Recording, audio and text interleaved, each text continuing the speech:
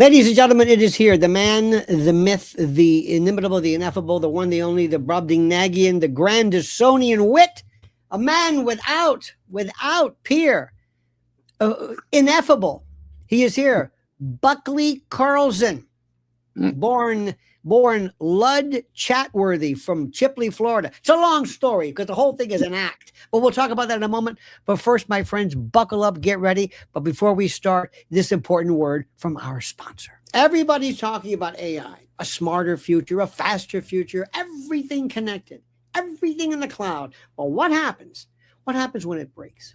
What happens when the system holding your money gets hacked or artificial intelligence becomes sophisticated enough to identify patterns and exploit weaknesses and target the accounts you trusted with your financial future? Think about it. How much of what you own exists only as numbers on a screen? That's why so many Americans are choosing something real, physical gold, physical silver, assets you can actually hold. Click the special link below to learn how Noble Gold can deliver precious metals to your door or place them in a tax-advantaged retirement account. And to celebrate America's 250th birthday, viewers who use my link and open a new qualified account will receive a free 10-ounce silver bar. In an increasingly digital world, own something real. Protect what you've earned. Click the special link below now. All right, my friends, without further ado, the man, the myth, the one, the only, Buckley Carlson joins us. Mr. Carlson, on behalf of a grateful nation, thank you, not for what you do, sir, but for what you appear to do. And I mean that sincerely from the heart. Welcome. Well, I really appreciate it. The eponymous Lionel. Thank you for that effusive introduction. Yes. I would say the only appellation you missed is grateful, because I am so grateful to be here talking with you. I love reading you on X. Discovered you last year. There was no one else on X who is more articulate, who has a greater vocabulary or respect for words. So I'm so appreciative. Thank you for having me. Well, you're no slouch yourself, my friend. You know what's so funny? I'm just reading your bio because I hate when bios, but I mean, you're just such a man of so many talents. Lapidarian and numismatist. And I didn't know this. Joke writer for Hotting Carter. If you get that joke, it is one of the I heard that years ago. I said, Hotting Carter. Anyway. So glad you were with us. You know, I asked you, I said, how do you prefer to be called, to be referred to? I thought this was very interesting, very telling. And you said Buckley Carlson is a sinner, child of God, and writer who spends an appreciable amount of time observing, decrying the willful destruction of America and the humiliating subjugation of the best people on earth. By the way, he can be found at Buckley Carlson on X. Explain that to me. Your review. Well, one, I have really very little ego, and just blessed and grateful to be here on this earth. I mean, and the blessings I have, and to have been born an American, and someone who has always been grateful to be an American, and who always understood that our country was a happy, well-meaning place run for the benefit of the people. And I'm now in my early 50s, and I've discovered over the past decade or so that just about none of that is true, with the exception of the great people in this country. And I lead a happy life, but I'm annoyed and irritated at all times when I see the abuse the American people have suffered thanks to its leadership, not just Donald Trump, who's betrayed so many over these past nearly 2 years, but all of the politicians that came before that he was supposed to provide, you know, sound, American-focused, sober, paternal leadership. And then you asked me to do my bio, and I was thinking, I am an observer, and I weigh in a little bit. I only started doing that in the last couple of years, but I've been a writer my entire life, and I've been an observer my entire life. And I'm not sure how I can help in this battle, because it is a battle, I would say, for the hearts and minds of Americans and for the West, for the Christian West. And I'd like to play my part. I'm not really sure what that is exactly, but it is certainly observing and commenting to the best I can. What bothers you the most now? Well, the inexorable slide into this America destroying war for which the people who planned it obviously understood that was the consequence of this war. That's obviously, it seems to me, the whole point is to destroy America, to destroy Americans, to diminish our power, to kick us out of the Middle East, and perhaps even to destroy the global economy, because you'd have to be a total flippin' nitwit not to recognize what the consequence of this war would be. And we're all now living with not just diminished American power, but unaffordable American lives. So that, and then the lying, the disdainful attitude, I would say, from our elected leaders who know full well what we want. We've articulated that clearly, not just in this last election, but in many previous elections and every poll that's taken. The American people are pretty clear about what they want and what they don't want, and yet we never get it. So, well, you sound clearly to me to be a raving anti-Semite. That's true, because if you love America and you're looking for truth and you're pro-Christian and you recognize that Jesus is our savior, then of course you are by definition an anti-Semite, I guess, these days. There is something about that that's so sickening. I've been called a lot of things in my life, and maybe you're the same way, but anti-Semitic, that tropism, that doesn't even make any sense anymore. You mentioned Trump being let down. Were you ever a fan of his? I was. I believed him. I mean, I was thinking about this earlier, and I've thought about this a lot over the last 6 months. I have literally no common cause with the traditional people who've been assailing Trump for the past decade, the communists, the people who hate America, the people who have no respect for our Constitution, the people who'd be perfectly happy to destroy this country, the people who would never safeguard your ability to speak the truth, to have free expression. I have nothing in common with those people.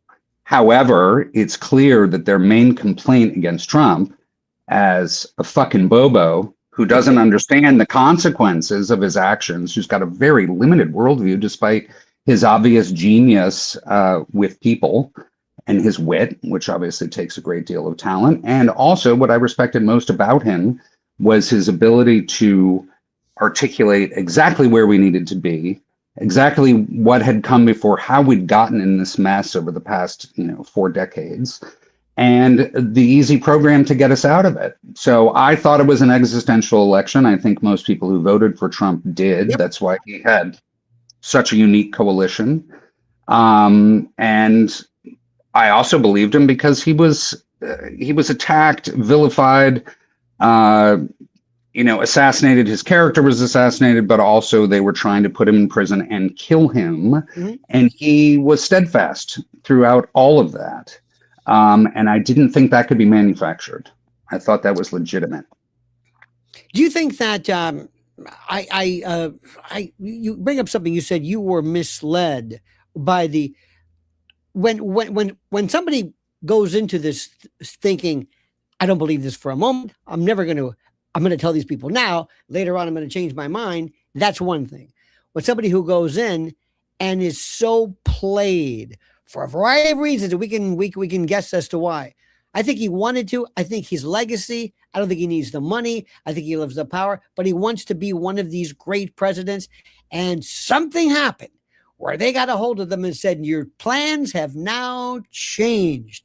And either it is because of extortion, blackmail, maybe a threat to his family. Something happened that made him go turn 180. What do you think? I mean, I think it's a combination of those. I think he also views himself as an historical leader, as a sort of mythical change agent. I think he's believed a lot of the ill advice that he's received. I think he's certainly been threatened. I think that's obvious from Butler and other indications. But he, and I don't discount that. If someone was threatening my family or threatening my loved ones, obviously that would be an incredible amount of leverage. However, even if the president of the United States is not a sole operator with, it's not omnipotent for sure, but he controls a lot of levers of power. And you think that Trump, even if we have an occupied government, which I think he's revealed, I think that's the one thing he's done very well,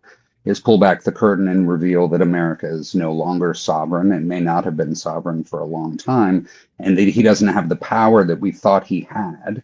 He still has the power to stand up, to be bold, to be courageous, to support the American people, to rid our government of the influences that are taking it in the wrong direction. And so I hold him responsible for not having done that, Sure. even if he is afraid. And then, of course, on the other end, he's enriching himself to an obscene degree, as are his family members and his close friends.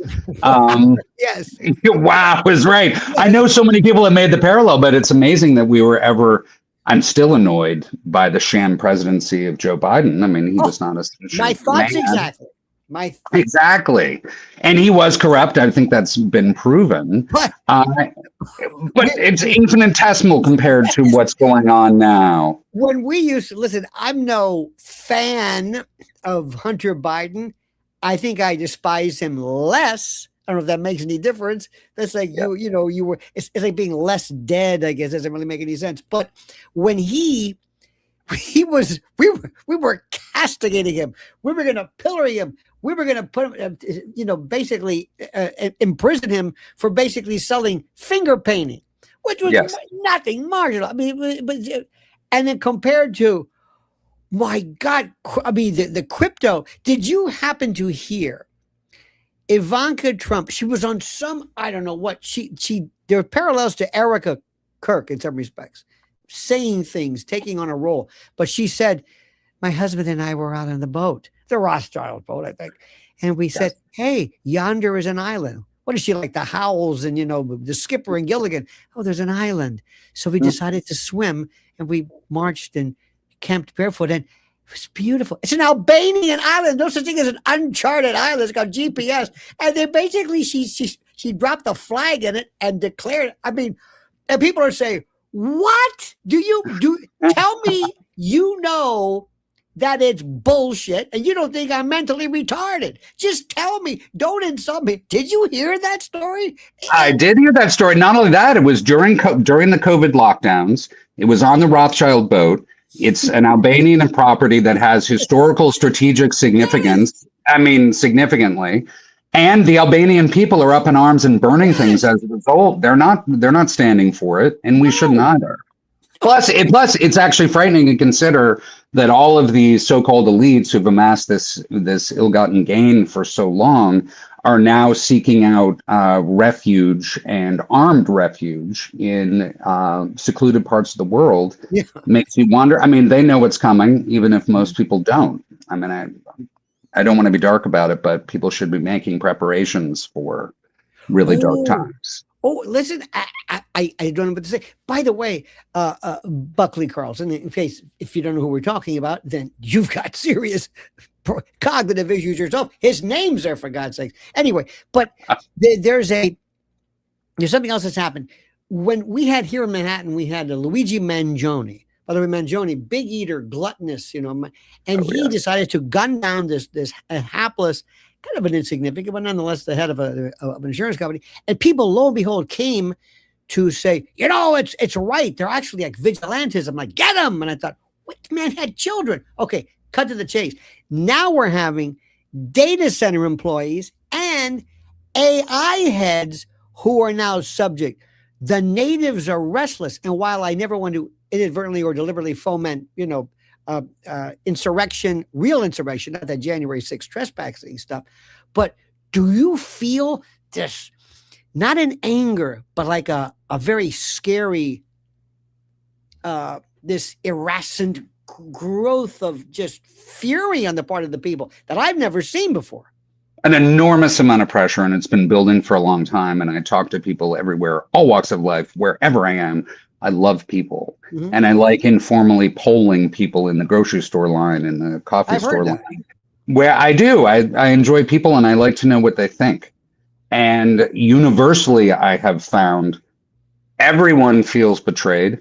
Everyone feels as though it's a total sham, that what they had believed their entire lives simply isn't true. And not only are we led by incompetent leaders, but by leaders who despise us and are perfectly fine, perfectly happy, stripping our country of all of its wealth and leaving it a shell of its former self. And this conversation would be bereft of real detail if we didn't talk about what is now blowing up on the internet for the last 24 hours.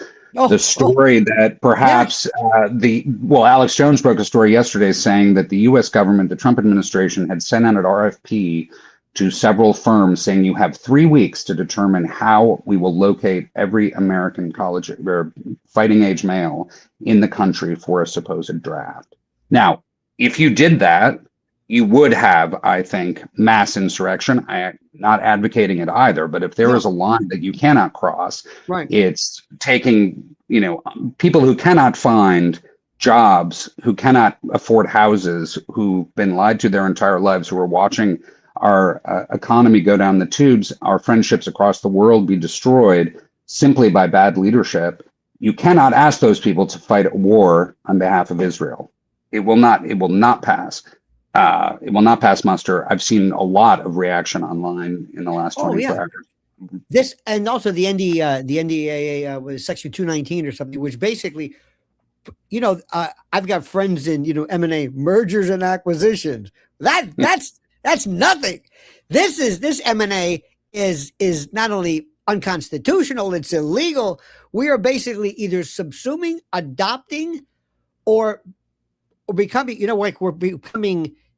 Remember Chang and Eng? They were the Siamese twins. Always good for crossword puzzles. Eng. We always forget about Eng. And who worked harder, Chang or Eng? Anyway, but we are creating Siamese twins. This is, whatever your analogy. And I go to people and say, do you understand what this is? I don't care if you're Jewish. I don't care if you're Hasidic. I don't care what your name is or where you're from. We don't do this. Buckley, explicate, good sir, the audacity of this what is it, hubris? Dare I say chutzpah? What do you call this? The elephantine huevos, the balls? And America's like this. They're walking around like, on its face, treasonous, especially when you consider that the no-name previous, I didn't recognize the congressman who initially introduced this bill, but he admitted right off the bat when he submitted it on social media and he submitted it to the House that Bibi Netanyahu had actually written the language in his bill. Yeah. So that right there is totally treasonous, inexplicable, unacceptable. Then you've got, so yes, it's a merger. It will achieve exactly what they claim they want to achieve, which is independence. But really, it will achieve exactly the opposite. An enormous amount of funding, the $1.5 trillion that goes into the Department of War now, will be indistinguishable from IDF operations. Will be indistinguishable from American operations. The IDF.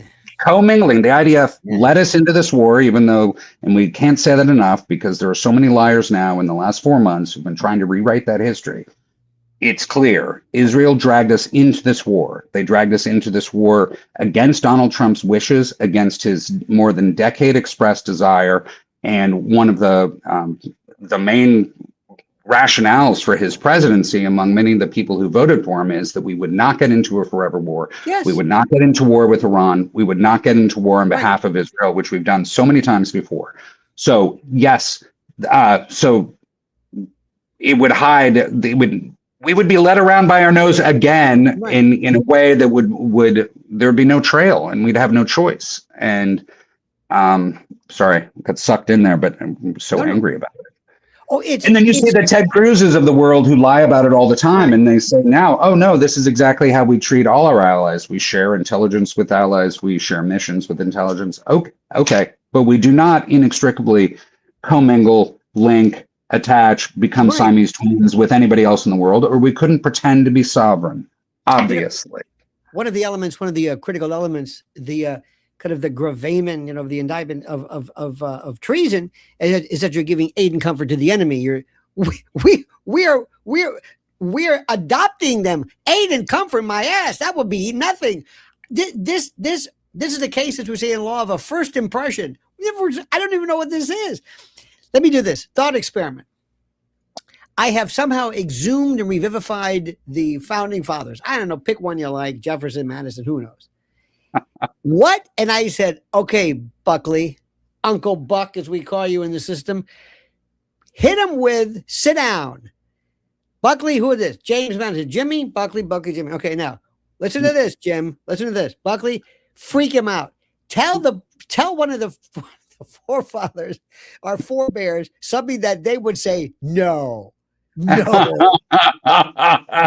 Hey, Tommy, there's a tiny country across the world that has much different priorities than we do, and they've demonstrated malice, and they're committing genocide as we speak. And yet we're going, and they're salted throughout our government, and they determine exactly not just what the legislative branch does, but what the executive branch does. And they maybe even have an influence in the judiciary. Who knows? They control all of our media. It's illegal. By the way, it's illegal to even criticize any of the actions of this tiny foreign government, which is completely dependent upon us for their existence and for their bloodthirsty expansionist ways. And hey, I've got a great idea. Let's merge them secretly with our U.S. military and give them an unlimited $1.5 trillion budget, and that we will never be able to undo, never be able to stop. And you know how's that sound? You know what Tommy would say, or Jimmy would say, listen, dude, whatever you've got in that hookah, let me have some of that. Because it must be. You just portrayed. Oh, I'd have fun. Listen, I'd have just as much fun with just a Federal Reserve as Central Bank. They'll go crazy. They wouldn't even know what to do with that one. I mean, little things. But let me just switch. Aside from that, I believe that the existential threat to not only us, but to society, to humanity, is the potential of AI and AGI, artificial general. Not this ChatGPT or no, not Claude. That's nothing. That's like comparing a Smith Corona to quantum computing. When we get into this thing called recursive self-improvement, where basically these programs write their own code, we're done. Yes. Who is minding the store? This is, everybody has their own nuclear weapon. This has no parallel. This is not the Manhattan Project. This is not Oppenheimer. Who's minding the store? Who's in charge? Well, you'd like to think that American politicians, starting with President Trump and other legislative leaders, would be more concerned with the American people and the impact this is going to have, not just on us, but on the world. Talk about Pandora's box. I mean, you cannot control it once we reach, as you said, I've forgotten the term, but once we've reached that level where, it's already now doing that, isn't it already? Oh, when we hit singularity, if you look at the Kurzweil, the singularity, when we hit a lot of things. But let me also ask you this, you being a man of God and a good Christian, there's a lot of things too. Oh, when Pope Leo, I don't know what your feelings about the Catholics are. I'm a retired Catholic, but I was part of the school, did member of the team still, but I don't practice it.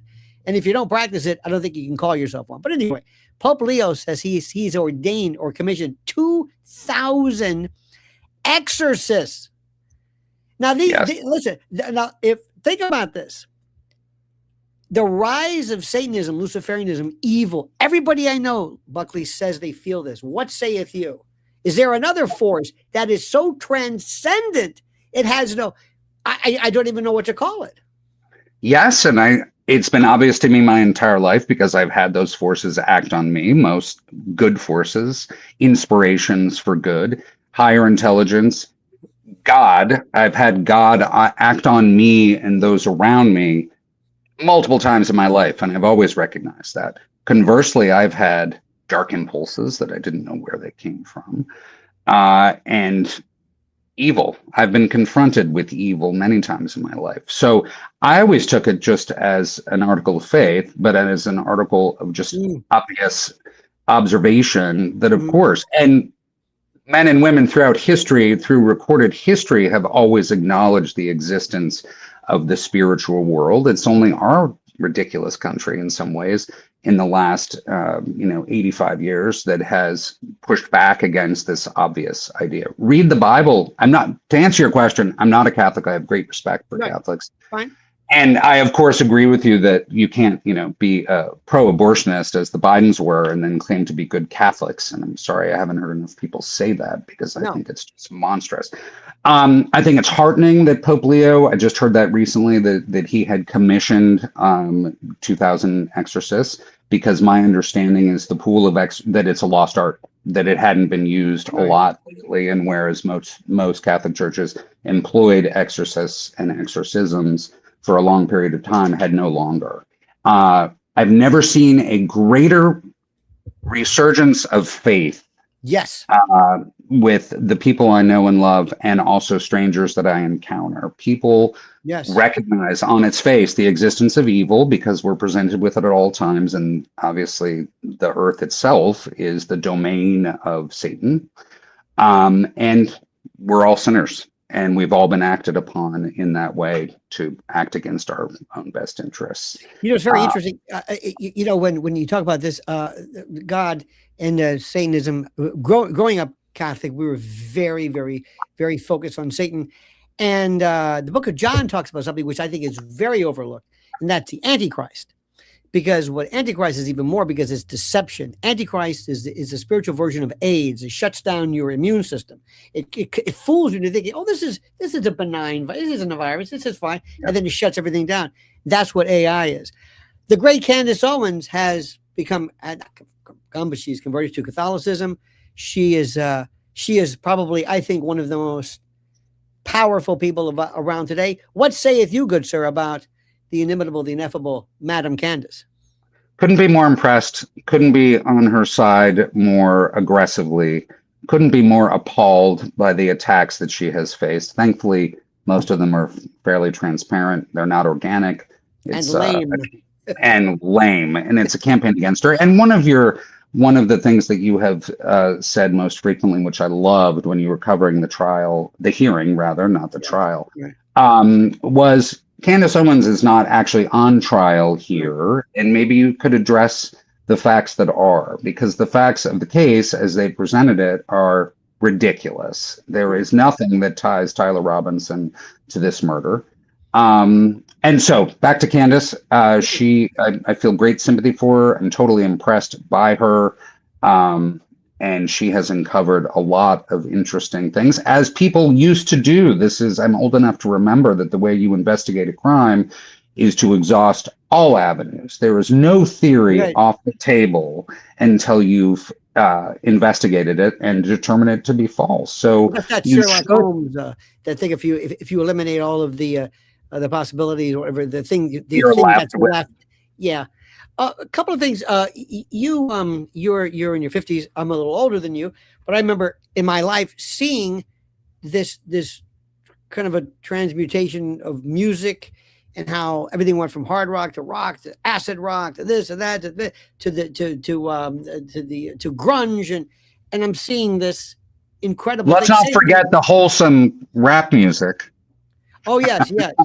Well, by the way, sorry about the most destructive music, and forgive me, I didn't mean to jump on your point. Well, it's funny. You've always, you've turned me onto the music of Slim Whitman and the Olsen twins, but that's another story. But anyway, what I find interesting about what we're seeing with Candace is this kind of a nouveau avant-garde, whatever you want to call it, alternative, all these words, and Candace, MTG, Kent, Massey, and this other guy, oh God, Tucker Carlson, who have espoused and openly said they want a third party. I just say I want a second, because we have a uniparty. We have this left-right paradigm, this illusion. But do you feel this as well? And do you think you're a singular part of this revolution where we're reconfiguring this left-right, conservative, pro-liberal, Democrat, Republican? That doesn't make any sense anymore.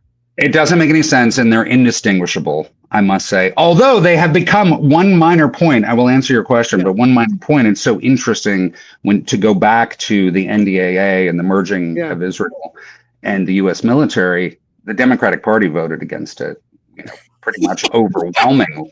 And the Republican Party, 46 members of the House voted for it. I think all but 2 or 3 members. Dead Lindsay didn't get to vote for it, but I'm sure his sister will. Right. Because that's how it works in American politics these days. You just, your brother dies and then you get appointed the seat. That's MAGA, according to Trump. Right. But yes, I would support it, a third option. I know enough about elected politics and the framework that they've put in place, which is, like all governments and all entities, designed to protect its own best interest. So, in fact, I had a very interesting conversation with Baron Coleman and Clint Russell about this a couple of weeks ago. Everybody was on board with the idea of starting a third party. The problem is it would take a 50-state effort, it would take an enormous amount of money, it would take a decade of concerted effort and planning to get past all of the legal requirements that are designed to prevent that. However, I think what has happened in the last 18 months rather, of the Trump administration is it's been revealed even further how close, how unified the left and the right really are, how little space is there between them, and that their constituency is not the American voting populace at all. And so going forward, elective candidates, if elections are in fact real, will need to have very clear and delineated priorities. America first, celebration of our heritage and language, and they will have to come from, the business world, the family world. They'll have to be about Christians, or they'll have to be, unimpeachable people who haven't sought power for their entire lives. You're not going to have any more class presidents from high school, or former congressional staffers, or Satanists or closet homosexuals, or that's my thought. That is one silver lining, I think, that now you will have people are paying attention to a degree they may not have been before. You also, by virtue of your family, your beloved father, your brother, everybody else, you being in the media yourself, you've been able to see, again, this transmogrified, this, I don't know what you want to call it, metastasis, protean change, whatever you want to call it, this development of the media. And I'm old enough to remember we had 3 channels. We had actually Walter Cronkite, and Lyndon B. Johnson said, when I've lost Cronkite, I've lost Middle America. And it meant something. I remember the moon landing. So they say. Anyway, but I remember these things. And it was pretty good. And we waited until 6 o'clock for the news. And we got our paper in the morning, maybe in the afternoon. And that was it. Sayonara until tomorrow morning.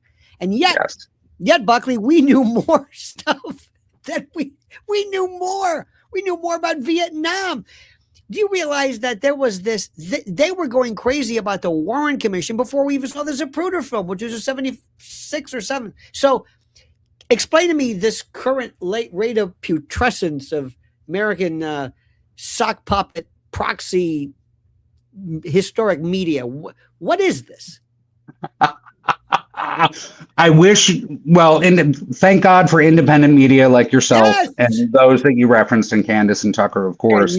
Courageous truth tellers. Well, thank you. But people no longer thank God people no longer take the legacy media seriously. Younger people, at least. I'm not going to assail people of your vintage, although I consider you and I near in age. But I am sorry that those who are, the boomers, the people who depend upon Fox News, of which there are many. I mean, it is infuriating how dishonest they are, how pro-war they are, and how much they omit from the conversation. So yes, while I don't yearn for the days, and I remember them well when there were a couple of newspapers that people took seriously, and there were only 3 channels.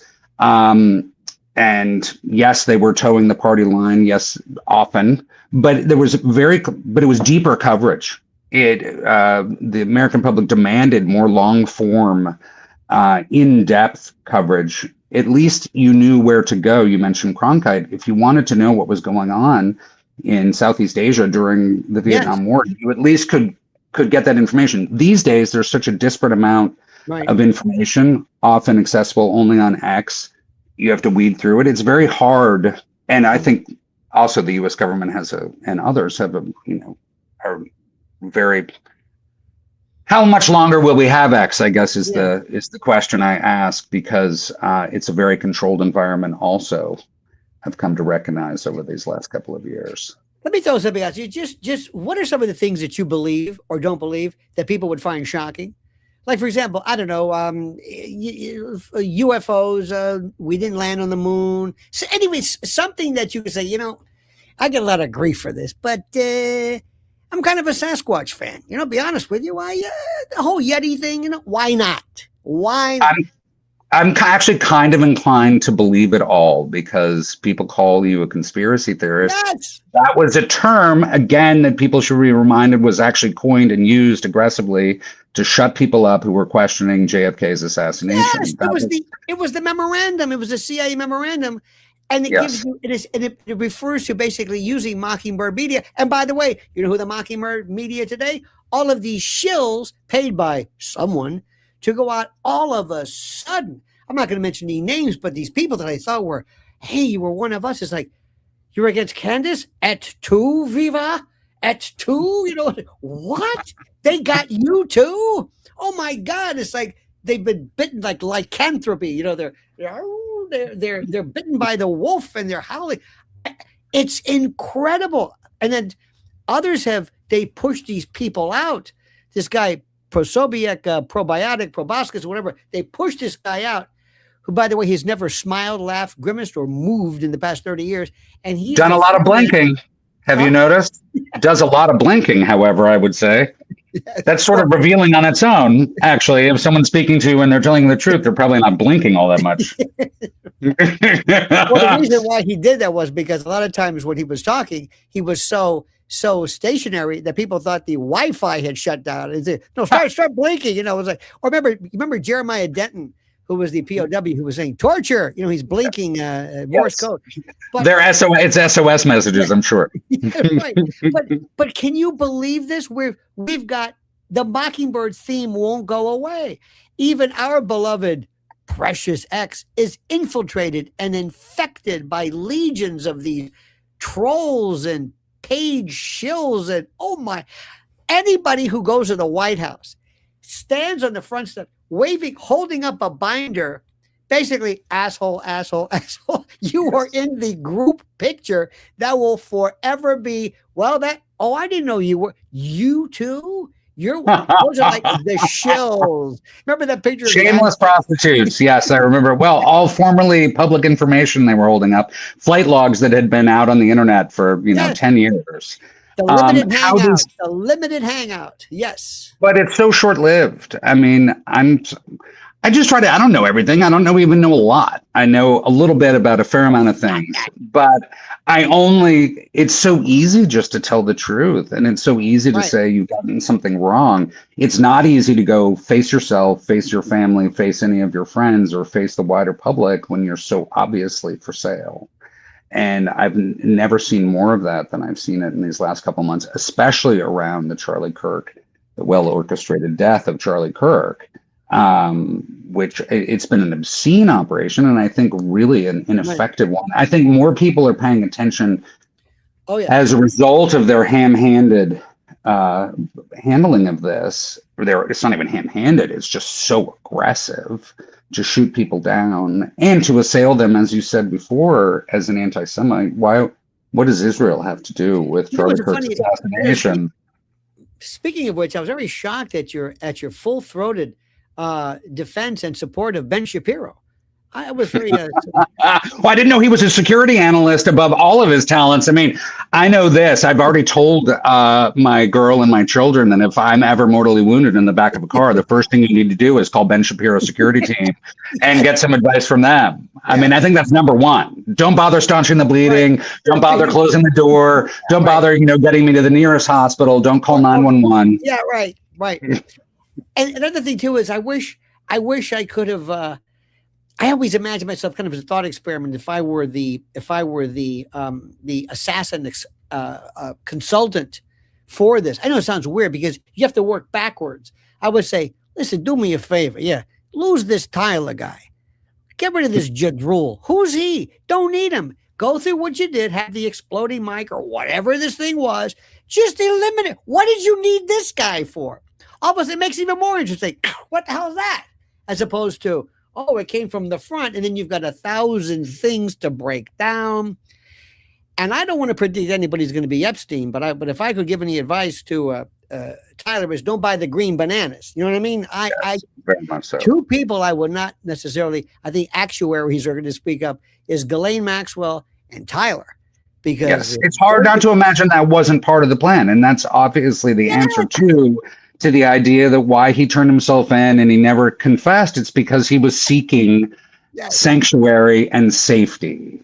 He didn't confess, so he wasn't turning himself out of guilt. He was turning himself in because he thought he was going to be killed. And the idea that he's going to last in prison, yes, I would put more money on Ghislaine Maxwell than Tyler Robinson. Yeah. A couple of things also very, very sad. The two people that we must speak about. Do you believe that there's an inordinate attack, this public execration, if you will, this of Erica? Do you believe that? You know, I would just say I tried not to attack Turning Point and them. It's been inexplicable to me, so much of their reaction, their selective outrage, their willingness only to push back on a few small stories, their positioning themselves as in bed entirely with the FBI's investigation, which is not their job. They should have come out, I think, in the beginning and said, we'll support the facts wherever they lay. We're more interested than anybody else in the world because of our love for Charlie and the fact that he built this organization. And we will examine every piece of evidence. We're open to every theory. And then to see immediately all of the inexplicable things that the FBI has said and done, starting with the ridiculous theory. Well, starting with George Zinn, starting with right. Arresting the wrong guy, then emphasizing 33 hours, then maintaining it was a 30-06, which it clearly was not.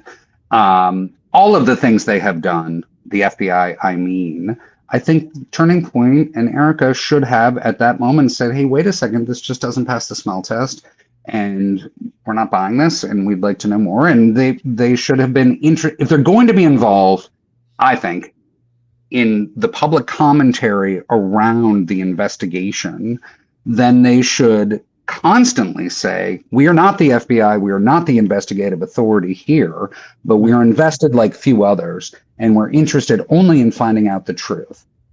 That's it. That was their role, I think. Obviously, I have a huge amount of sympathy for Erica Kirk's husband being killed in public like that. But that's a given. It's a given. It's a given, but the idea also, I'm sorry, but once you assume leadership of an enormously powerful and enormously well-financed organization like Turning Point, you are either a CEO with all of those responsibilities and all the detriments that come with those responsibilities, which is you are a public-facing, public answering individual that's invested in you as the CEO of a corporation like that. You should be called upon to answer certain questions that are not unreasonable. And you can't hide behind anonymity or long-term mourning, I think. Multiple layers to this. Define feds. Yeah. Our neologism, I guess the word of the day, is a fed slop. And everybody is define that for those of us, for those who've just awakened from a coma, because that is the word, and more people are using it. How would you define it, sir? It's the pathetic gruel that the federal government provides us little peons. Gruel. Yes. It's the obviously unpalatable, disgusting. You can't keep it down. So if you did accidentally ingest it, you would be vomitous for the remainder of the day, or you should be. Yes. And then the idea that you're not only fed the gruel, but then if you did vomit it up, then you're kicked in the face and beaten and thrown into a cage and assailed as a conspiracy theorist or an anti-Semite. It's the idea, just the idea that people on the right who have been the most vocal in my lifetime. I mean, it used to be, of course, there's been this inversion in my lifetime. The Democratic Party used to be the party of free speech, used to be the party of personal liberty, used to be the party that was skeptical of the federal government and federal power. And then sometime around the Clintons, when they discovered capitalism and corruption, they became the party of big government and moneyed interests. And the Republican Party has never, they spoke about freedom of the individual and free expression, but they obviously don't believe it. So I don't know. I guess I'm really been most surprised when you say about the Fed slop and the gruel is how uncreative, how sloppy, how poorly crafted. Yes. I mean, we used to insult. It's flippant insulting. They used to actually spend a lot of time. I mean, the magic bullet, as absurd as it was, hitting Kennedy twice and hitting Governor Connolly, and then Well, that was Arlen coming back. Specter, and there was a lot to that. There was something, and even A lot to that. Even Watergate was really multi-layered. Because let me tell you something. Compare J. Edgar Hoover to Kash Patel. I mean, this isn't even funny. But let me tell you the problem with this. Normally when we have people, let's say parents die or pass away, people that we love, we want to treat their passing with incredible reverence. Sometimes people, I think, go a little bit too far on social media, but that's up to them. But you're normally you're waylaid. You can't even think. This woman said, I'm going to take this. And there was Charlie, I believe, maybe. Some people are thinking he was cryogenic. Some people think cremated. Who knows? I don't know. But when she lay, prostrate or across bestriding this corpse and whispering, and she was mic'd because you could hear this. You got me sworn to say, "Did you get that in the truck, Jerry? Did you get that? Once more with feeling. All right, people, places. I love you so much." That's when whatever feeling of sympathy, I lost it. Followed 6 days later by, "Hey guys," it was like this. Glengarry Glen Ross, coffees for closers. Come on, let's get those hat sales up. Merch, baby, merch. Sherry's dead. Get over it. Is there an Erica Kirk? Is there a human Erica Franz?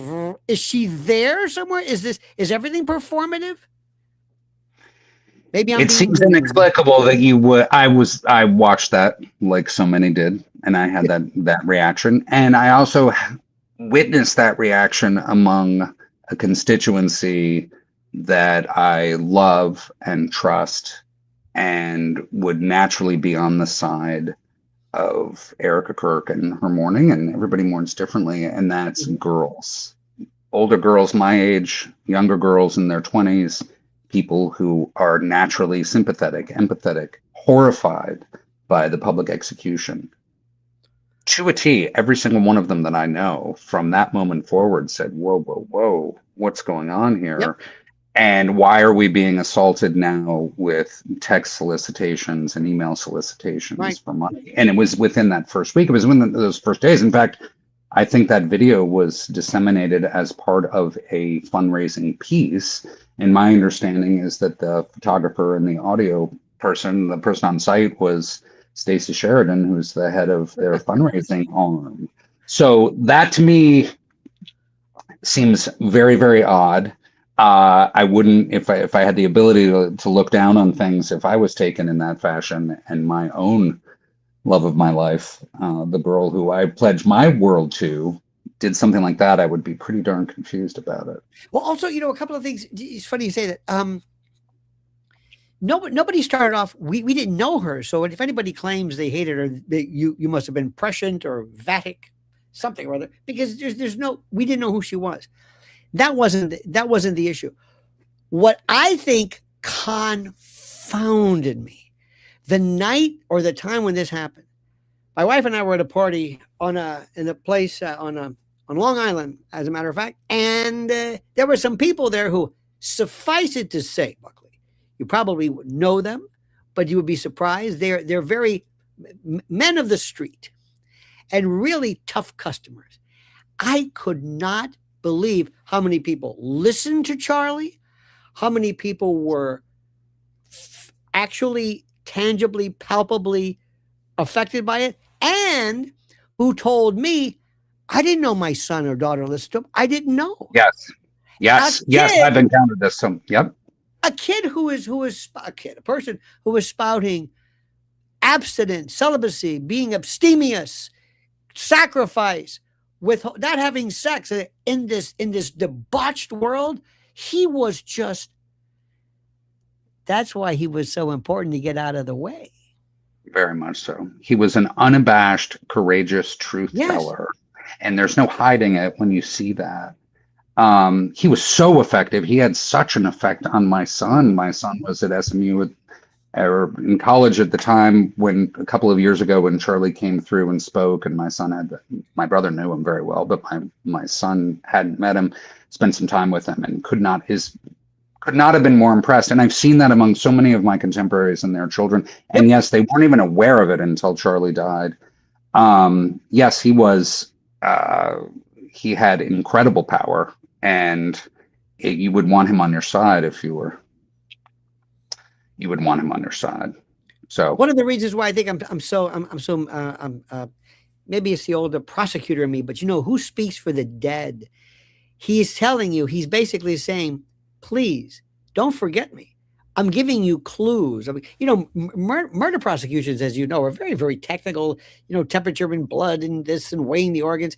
What about the fact that we're not even sure whether there was an autopsy that was even ordered or whether it had to be? And I mean autopsy, not declaring death, but actually taking a forensic collection of evidence, weighing of organs, fingernails, the usual stuff. When in fact the ATF said they compared some fragments, so there must have been some titular, perfunctory analysis of something.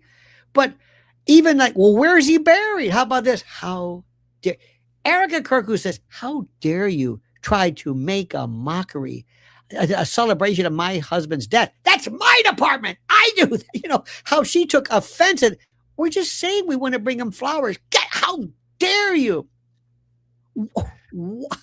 Well, people have come to expect that there are certain, as you said, forensic detailed examinations of crimes. That's how you solve a crime. There are protocols that need to be met. There is a formula for examining these items of evidence. They do not appear to have been met here in this case. No one's even explained why the FBI was involved from day one and then excused itself. Right. What was the rationale for having the FBI involved? No one can say. They just yell at you and say, stop asking questions.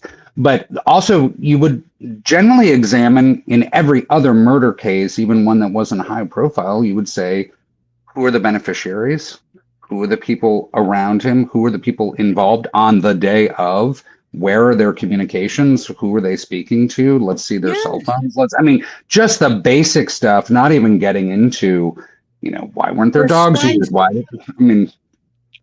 Qui bono, qui prodest, who benefited? Also, if there's this thing, if indeed there was this, and by the way, when, don't ever let Candace fool you. She'll come up and goes, I think, well, she says that, when she gives you that, when I think, she knows something. She knows something. So that she's very, and when she just said, she knows something. But when she came up with this, she goes, I got an idea. Maybe, just saying, go ahead, keep saying. Maybe this, I know this is wrong, but maybe this Rode mic here might have been used, either hit with PETN or whatever it was. Now, I don't know about you, but you can always tell, you're only over the, you only get flack when you're over the target. So they went crazy over that. That's the most crazy thing. That's it. That's what you're objecting to. But I want to know, who gave Charlie this mic? Just curious. And why was this extremely sensitive high-tech microphone put on the inside of a shirt to capture all the ruffling as you move around? That makes absolutely no sense. Your basic audio-visual guy would say you're a flippin' moron for putting an inverted microphone. The other stuff, taking down the video, screwing up the crime scene, paving. But the other thing is they have reacted. I don't know who their PR people are, but they have really made a mistake here so many times. They will ignore all of the legitimate questions, it seems to me. Then they will jump in and say, no, Erica is not dating Steve Wynn's son. They've been longtime platonic friends. Okay, well, that's like of ancillary importance or tertiary importance. What would be really particularly interesting to know is, do you still have the Rode microphone? Was there an autopsy? Where are Charlie's clothes? Why did all these other people in his entourage get rid of their clothing? Those are easy things to explain. You could dispel those lines of investigation immediately. You can clear it up. You could bring some clarity and some transparency to this process. They could actually, if they were interested, it makes you wonder, actually, is this by design that they are obstructing the very legitimate questions that people are asking, not out of disrespect for Charlie, out of respect for Charlie and respect for the truth, because people want to know. Because Charlie Kirk was a private person Yep. with a wife and children, yes, but he was a very public figure. He was, I hate to say it, but he was America's Charlie Kirk, and he was killed in broad daylight on streaming video. So we are all actually due the truth. And if you get fed this fed slop and you get kicked in the face and called a conspiracy theorist or someone who's disrespecting Charlie, it's exactly the opposite. That's obvious. Any honest person would tell you that. Why don't they dispel those things? Did you see Buckley, the Iranian official Lego video? Probably one of the best. If you want to know about what's happen here, go to a foreign country. Go to RT or CCTV or Al Jazeera or Al Arabiya. Let's see what they say looking in, because they have a better perception. You mentioned Fox News. Fox News, in the old days of Roger Ailes, who came up with the idea of narrowcasting. Don't give people a broad view. Give them a little prism, look through it, and give them this every single day. The man was a genius.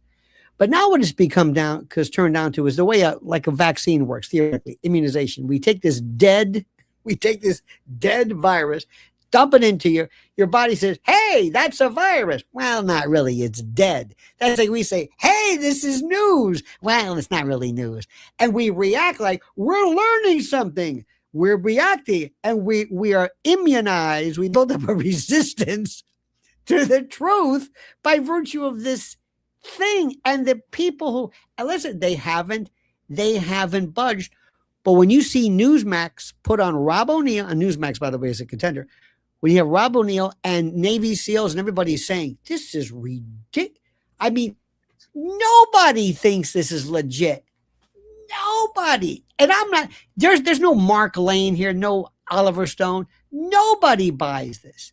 And yet there are people, as we know, who say, oh, no, this is he did it. That's it. Anyway, I've said too much. No Collins Piper, no Lauren Guillaume. But I would also say, I was going to laugh when you said this is not how we do immunizations. I thought you were going to say, oh, you mean when we yell at people and we publicly shame them and then threaten their livelihoods and threaten their children and threaten their ability to exercise their freedoms? I thought that's how we did vaccines. This is another thing too. Yes. Well, we're also vaccinated to the fact that we become habituated to not doing anything. We become habituated and used to the fact that we have somebody arrest Fauci. He's got a pardon. What are you talking about? What is this arrest business? Don't you understand? Put it this way. When was the last time you got into a car? If Elon Musk's Tesla had by statute, statutory liability, immunity from liability if the brakes don't work, you can't sue Tesla, but you can buy it. Great. But if the brakes fail, you cannot sue them for that because, well, whatever. You wouldn't step foot in that car. I've never heard as a lawyer, as a rational being, is like, wait a minute, what?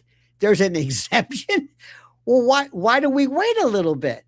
There's no time. Are you sure? Well, can I try this other stuff in the meantime? No. Well, why not? How did we do this? Were you one of those ones at 7 o'clock who opened up the windows thanking the first responder with pots and pans? And that was like doing some synchronized dancing on the maternity ward, yelling at people to get out of the sun and stop playing tennis and stop swimming in the ocean. Yes. Insisting that you ride a bicycle in the rain with a mask. and wearing a mask where people can. I used to love people with a mask and say, hey, you smell that? Yeah, doesn't work. Mask doesn't work. You're supposed to smell things. A virus is a little smaller than the fumes from some septic explosion. I mean, I look back and I'm thinking, oh, dear God. Did we learn anything? Nope. My favorite was going to a grocery store and there was a 6-foot plexiglass shield that only went down about 8 inches above the counter. And I used to say to the woman, are you okay? Are you feeling safe under there? It's like getting a testicular exam from the TSA agent and saying, gosh, I sure am safe now.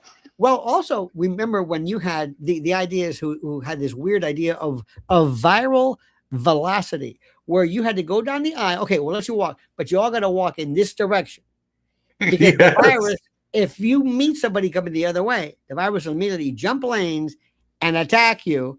There was something where people would buy this particular type of key. It looked like a divot cleaner or something for golf where you would touch things. I mean, I don't want to relive that. Listen, I don't want to.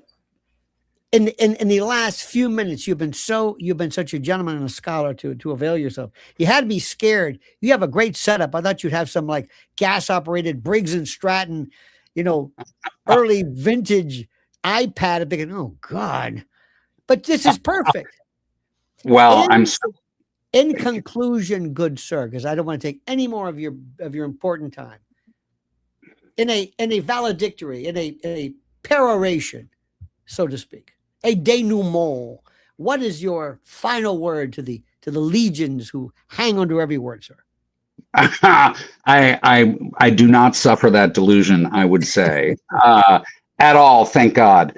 I would say thank you to you personally, but I would say just trust your instincts, trust the radar that God gave you.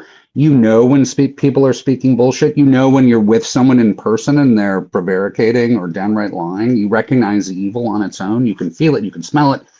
You can taste it in some cases. Don't accept it. Further, this is your government. This is your country. It's yours. You're a shareholder. America is yours. You have a voice and a vote. Don't let anybody take it away from you. Don't let anybody intimidate you into accepting obvious falsehoods. Together, I do believe this. People embrace the truth, and together we have, I'm not sure what it looks like, but we do have a lot more power than they think we do. And we can no longer tolerate the lying and the disdainful humiliation that they subject us to. Absolutely. And I would say, embrace your loved ones, have as many dogs and children as you can possibly have, and display joy, feel joy. Life is blessed. And there's a lot of power in that. You always speak of your dogs. They're better than people.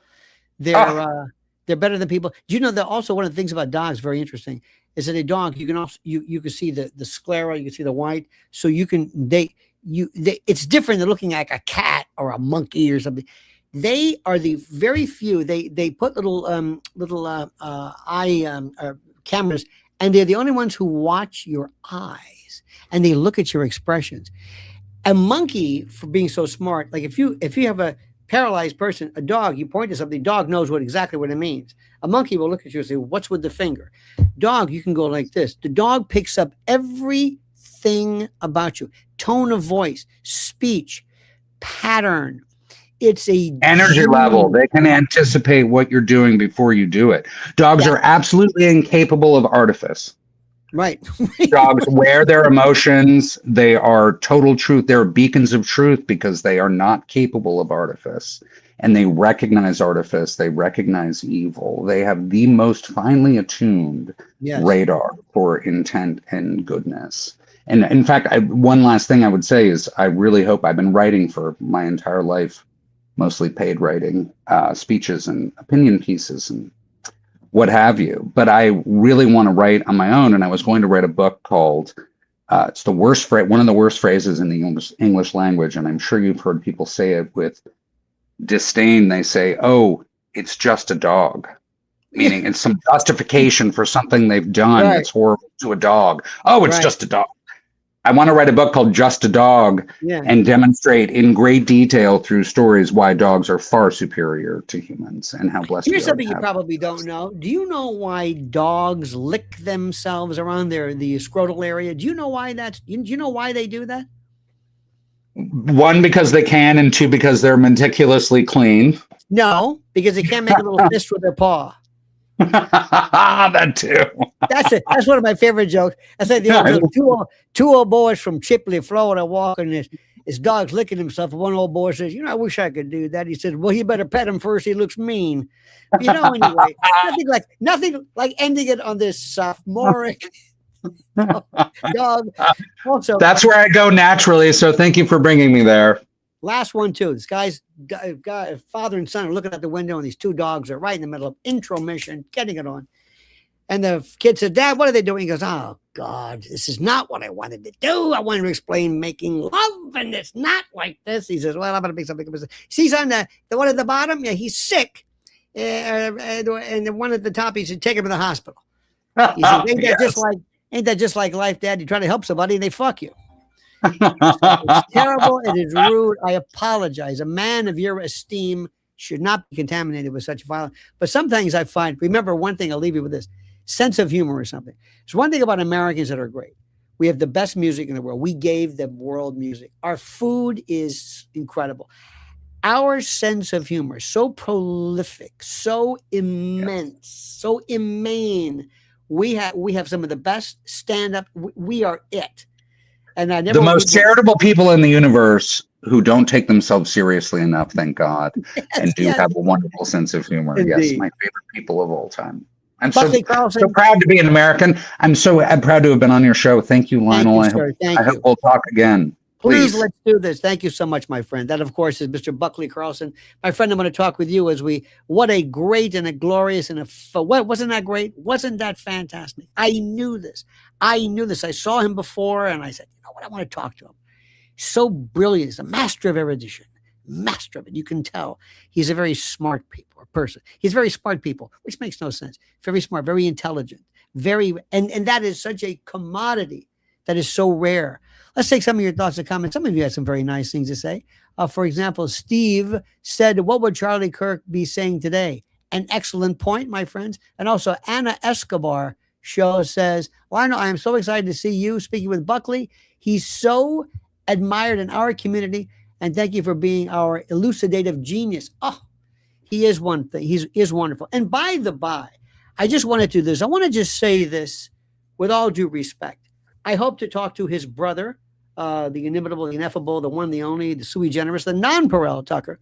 But I wanted to talk to him. And I'm going to talk about his world, his frame of reference. And then I hope very soon to talk to Tucker because, frankly, some of the people he's been talking to are lame. I think, frankly, borderlining on retarded. I think they put it this way. They cover the excitement spectrum from A to B. They think that Vito Powers is an Italian spy pilot. We're not talking the sharpest knife in the drawer, but that's okay. That's okay. In fact, Tucker and I talked years ago when we were on MSNBC in one particular iteration. In any event, my friends, thank you. Thank you. Thank you. Have a glorious and a wonderful day. I'll be putting this up. It is live. And again, thank you to Buckley. Please follow him on X at Buckley Carlson, as opposed to his other name, Ramona Rabinowitz, which is something I'd rather not get into, which is a story that, frankly, escapes me. In any event, dear friends, I love you. Have a great and a glorious day. And I mean that sincerely. We will talk later tonight, see what Candace is up to. And you are terrific. It was such an honor being with you. I mean that. And again, thank you to my dear friend, Buckley Carlson, my new best friend. Until then, my friends, remember, the monkey's dead. The show's over. Sue ya. Ta-ta.